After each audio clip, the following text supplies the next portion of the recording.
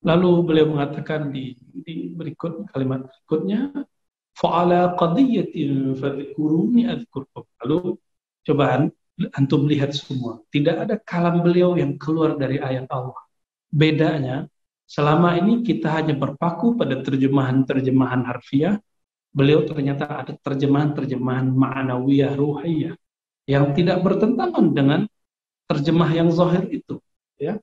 Fa'ala qadiyatin. Nah, berdasarkan konteks, fadhkuruni adzkurkum. Zikirlah kepadaku, aku zikir kepadamu. Di kajian-kajian sebelumnya saya sering membahas tentang ini. Nah, mari kita coba lihat cara beliau membaca ayat ini. Tatabaddal az-zakiriyatu, ya. Uh, maka bergantilah az-zakiriyah bil mazkuriyah. Az-zakiriyah ini yang berzikir, al-mazkuriyah ini yang dizikirkan. Nah, zahirnya manusia yang berzikir. Tapi kemudian si manusia berubah jadi dizikirkan. Zahirnya Allah yang dizikirkan, tapi pada hakikatnya Allah lah yang mengingatnya. Zahirnya manusia yang menyebut si hamba. Manusia yang menyebut Allah, tapi pada hakikatnya Allah lah yang menyebut dia. Jadi kapankah Allah menyebut seorang hamba? Kapankah nama kita disebut oleh Allah? Kapankah ruh kita disebut-sebut oleh Allah Subhanahu wa taala? Di saat zahirnya kita menyebutnya dengan zahir dan batin kita. Ya? Ini juga Masya Allah lafaznya luar biasa sekali. Kalimat yang saya suka dengan kalimat seperti ini, ya, karena jarang sekali ada ahli-ahli tafsir yang mengeksplor kalimat begini, padahal ayatnya jelas. Fazkuruni, ingatlah aku. Jika engkau ingat aku akan ingat engkau. Artinya, tadinya engkau ingat aku. Sekarang aku yang ingat engkau. Itu zahir ayatnya. Maka az-zakir, orang yang berzikir, sekarang dizikirkan. Zat yang dizikirkan yaitu Allah, sekarang dia yang mengingat yang berzikir. Ya. Nah, apa maknanya? Apa makna Allah menyebut kamu? Di saat itu sebenarnya bukan dia lagi yang melihat dirinya berzikir, tapi dia melihat Allah menyebut dirinya sendiri. Fayafna az-zakiru, maka fanalah, karamlah, tenggelamlah yang berzikir, hamba yang berzikir di dalam zikirnya. Wa yabqal mazkur, dan bakoklah, tersisalah, abadilah sang mazkur, Allah yang diingat. Khalifat az-zakir, menggantikan si zakir, orang yang berzikir. Tapi bagaimanakah mungkin kita yang baru, makhluk, lebih dahulu mengingat zat yang qadim? Ini hanyalah bahasa-bahasa yang umum, yang kemudian bermakna khusus. Ya. Fa'idha talabta, apabila engkau menuntutnya, fa'idha talabta az-zakir wajadtal mazkur. Kalau engkau mencari orang yang berzikir, di saat itulah engkau bertemu zat yang dizikirkan. Jadi jika ingin bertemu Allah, temuilah orang yang menyebut nama Allah.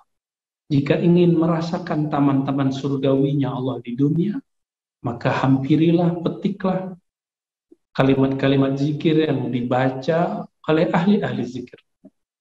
Maka untuk sementara dan dalam waktu yang terbatas, ya, alhamdulillah di Ribat Ciputat kami dan beberapa para asatis di Ribat, ya, setiap Jumat malam untuk yang sudah ditalkin, kita sudah mengadakan zikir, ya, khusus untuk yang ditalkin, dan sudah ada tim yang menyeleksi siapa yang bisa ditalkin dan tidak. Di situ ada Buya Aldomi, Buya Asfi, Buya Firdaus, ada Gus Rahis, ada Lora Ali. Ya. Silakan nanti jika ada yang ingin ngaji dulu. Lalu jika Allah dapat memberi anugerah, ya mungkin nanti ada tergerak dari gurunya atau dari muridnya untuk bertalqin.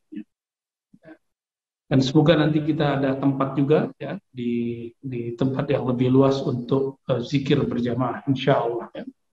Nanti teman-teman Al-Gibran boleh join, silakan. Wa idza talabtal mazkur, apabila engkau mencari yang dizikirkan, yaitu Allah. Al-mazkur ini Allah. Ya. Wajad tazakir. Kamu hanya menemukannya. Ya, kamu akan menemukannya. Ada orang yang berzikir.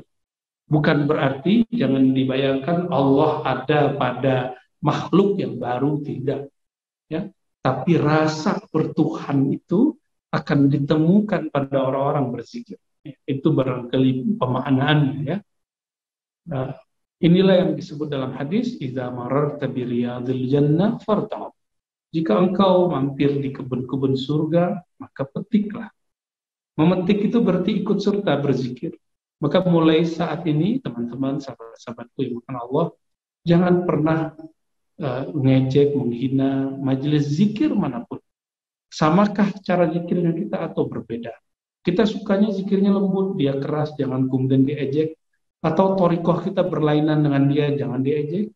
Siapa tahu ada rasa bertuhan yang tersimpan di salah satu orang yang ada di majelis zikir tersebut. Faidah absortani absortahu. Inilah makna ulama-ulama terdahulu mengatakan, jika engkau memandangku, engkau akan melihatnya, yaitu Allah. Jika engkau melihatnya, engkau akan melihat kami. Kalimat ini tidak boleh dipahami secara ilmu akidah, ilmu teologi, ini bab ontologi, bab tentang hakikat. Ya. Orang-orang yang memahaminya secara ilmu akidah, dia akan keliru karena ini bukan fan akidah. Ini yang dikatakan oleh Imam As-Sarraj ya, dalam Luma, beliau mengajarkan suatu ilmu, jika ada persoalan jangan tanyakan kepada orang yang berseberangan dengan ilmu itu. Jika ada persoalan di ilmu hadis, tanya ke ahli hadis, tanya ke ahli fikih. Jika ada persoalan dalam tasawuf, tanya ke ahlinya, bukan orang kritikusnya atau orang ahli basul masail. Mohon maaf, ya. Tanya kepada ahlinya, mursyid torekohnya, orang yang mengkaji turos-turosnya, bukan orang yang berpolemik tentang itu. Nah, ini PR kita ke depannya. Barangkali itu teman-teman, jadi